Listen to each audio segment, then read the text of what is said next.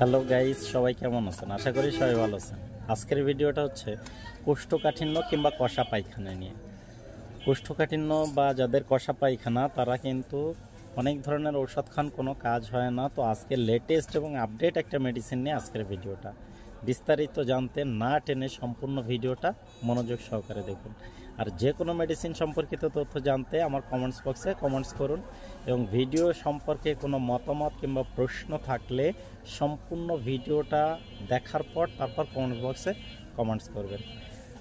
অবশ্যই আমার Facebook page ও YouTube চ্যানেলটি ভিজিট করুন। এরকম হাজারো তথ্য পেয়ে যাবেন আমার ফেসবুক পেজ ও ইউটিউব চ্যানেলে।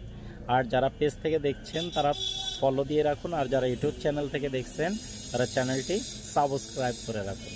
এবার আসি আজকের ভিডিওতে। কোষ্ঠকাঠিন্য স্বাভাবিকভাবে দেখা যায় যে শরীরে যখন অত্যাধিক পানি স্বল্পতা দেখা দেয় তখন কিন্তু সাধারণত কোষ্ঠকাঠিন্যের সৃষ্টি হয়, যেটা আমরা অনেকেই জানি, অনেকেই জানি না।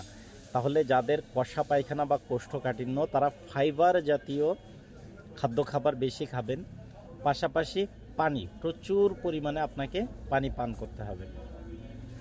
অধিকাংশ ক্ষেত্রেই শরীরে পানির স্বল্পতার কারণেই কিন্তু আপনার কোষ্ঠকাঠিন্য সৃষ্টি হয়। তাই পানির কোনো বিকল্প নাই। পানি বেশি বেশি খাইলে তাহলে আপনার শরীরে ওই পানিটা শোষণ করে আপনার বাথরুমটা নরম করে দিবে।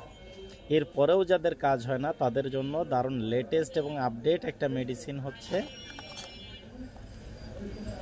Easy life tablet. Easy life এটা হচ্ছে সোডিয়াম পিকোসালফেট।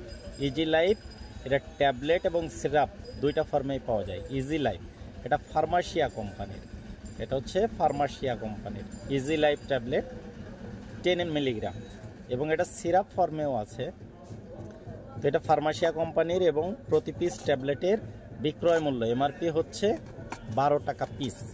প্রতি পিস ট্যাবলেটের বিক্রয় মূল্য 12 টাকা বা এমআরপি 12 টাকা। এই ঔষধটি সেবনের মূল নিয়ম হচ্ছে স্বাভাবিকভাবে এটা প্রতিদিন রাতে একটি সেবন করবেন। এভাবে 1 সপ্তাহ থেকে সর্বোচ্চ 2 সপ্তাহ পর্যন্ত প্রতিদিন রাতে একটি খাবার পর 1 সপ্তাহ থেকে 2 সপ্তাহ পর্যন্ত। আজ এই পর্যন্তই। ভিডিওটি যদি ভালো লেগে থাকে নিজে দেখুন, বেশি বেশি শেয়ার করে অন্যকে দেখার সুযোগ করে দিন। আর যে কোনো মেডিসিন সম্পর্কিত তথ্য জানতে কমেন্টস বক্সে কমেন্টস করুন। ধন্যবাদ সবাইকে।